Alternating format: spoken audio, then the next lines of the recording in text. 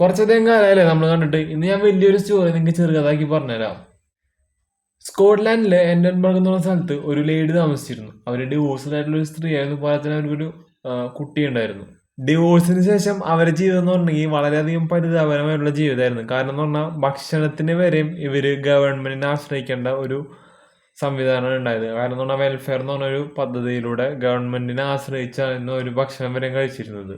ഇവര് ഒരു single mother ആയതുകൊണ്ട് തന്നെ ഈ കുട്ടിയെ നോക്കാനായിട്ട് അവരൊരു കഫേയിൽ ജോലി ചെയ്തിരുന്നു. ഈ കഫേയിൽ ജോലി ചെയ്ത സമയത്ത് ഇവരൊരു നോവൽ എഴുതുന്നുണ്ടായിരുന്നു. അത് കുട്ടികൾക്ക് വായിക്കാനായിട്ടാണ് മെയിൻലി ഈ നോവൽ എഴുതിയത്.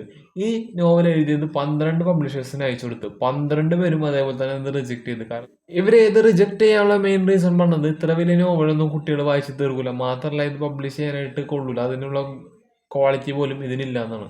പിന്നെ 1997 ബ്ലൂംസ്ബെറി എന്ന് പറഞ്ഞ ഒരു കമ്പനിക്ക് എന്തായി പബ്ലിഷ് ചെയ്യാനായിട്ട് അയച്ചു കൊടുത്തപ്പോൾ സിഇഒന്റെ 8 വയസ്സുകാരി മകള് ഇത് വായിച്ച്. അങ്ങനെ ഇതിനൊരു 500 കോപ്പി പബ്ലിഷ് ചെയ്തു. ഞാൻ ഈ പറഞ്ഞുകൊണ്ടിരുന്ന ആളാണ് ജോആൻ റോളിംഗ്.